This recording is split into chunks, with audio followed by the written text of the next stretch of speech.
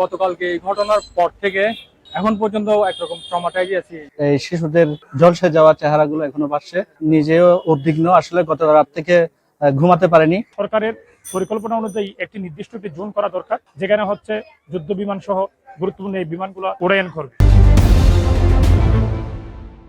সারা রাত ঘুমাতে পারি নাই।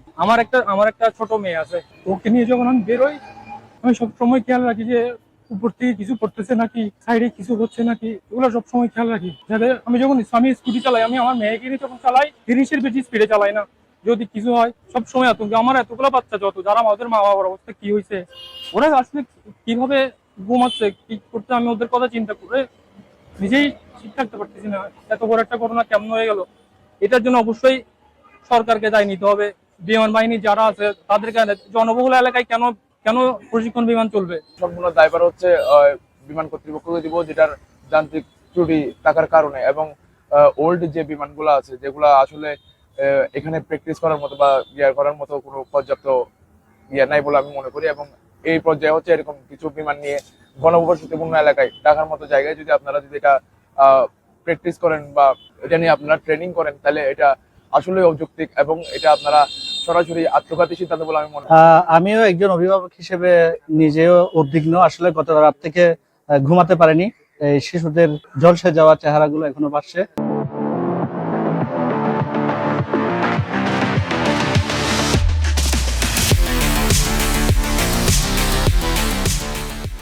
তো আসলে ঢাকার মতো একটি জনবসতিপূর্ণ এলাকায় এভাবে প্রথমবারের মতো একজন পাইলটকে আসলে বিমান প্রশিক্ষণের জন্য ছেড়ে দেওয়াটা কতটুকু যুক্তিক, আসলে এটি একটা প্রশ্ন রয়ে গেল।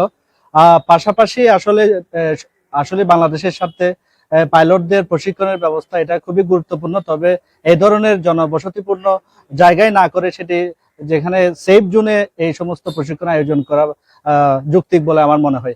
যে বিমানটি নিয়ে যে সোলো ট্রেনিং দেওয়া হয়েছিল, সেই বিমানটি শোনা কথা হচ্ছে অনেক বছরের পুরনো। সেই পুরনো যুদ্ধ বিমান নিয়ে সোলো ট্রেনিং এর জন্য যে ঢাকার মতো একটি জনবহুল এলাকায় যে যুদ্ধ বিমানের যে প্রশিক্ষণটি দেওয়া হয়েছে, সেটি কতটি যুক্তিযুক্ত সেটা আমাদের এখনো বোধগম্য হচ্ছে না।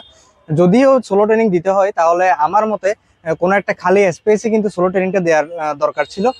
যদি দেওয়া হতো তাহলে কিন্তু এতগুলো ছোট যে শিশু গতকালকে যে মৃত্যুর মুখে পতিত হয়েছে, সেই দুর্ঘটনায় সংঘটিত হতো না। আমিও একজন অভিভাবক, আমারও ছেলে মেয়েরা স্কুলে পড়ে। কালকের ঘটনার পর থেকে আমিও খুব মর্মাহত। আসলে আমরা চাই এই ধরনের যুদ্ধ বিমান প্রশিক্ষণের ক্ষেত্রে গণপ্রশিক্ষণ জায়গায় না হয়ে কোনো একটা খোলা মাঠে অথবা সাগরে যদি প্রশিক্ষণ নেওয়া হয়, তাহলে এই ধরনের দুর্ঘটনা থেকে আমরা বাঁচতে পারবো। ছাত্রছাত্রী এভাবে মারা যেত না, আর অনেক অভিভাবক এভাবে মর্মাহত হতো না। বিমানের যে যুদ্ধ বিমানের যে চলাচল উপরে, এটা কিন্তু আসলে দেশের জন্য এবং হচ্ছে পূর্বের পরিকল্পনা যদি না থাকে, খুবই আপনার হচ্ছে ঝুঁকি রয়েছে। এবং গতকালকের এই ঘটনাটা কেন্দ্র করে দেশের মানুষ খুবই শোকাহত, আমরা কক্সবাজারের মানুষও খুবই শোকাহত। এ ধরনের ঝুঁকিপূর্ণ ঘটনা থেকে বের হয়ে আসতে হলে সরকারের পরিকল্পনা অনুযায়ী একটি নির্দিষ্ট একটি জোন করা দরকার, যেখানে হচ্ছে যুদ্ধ বিমান সহ গুরুত্বপূর্ণ এই বিমানগুলো উড়ায়ন করবে।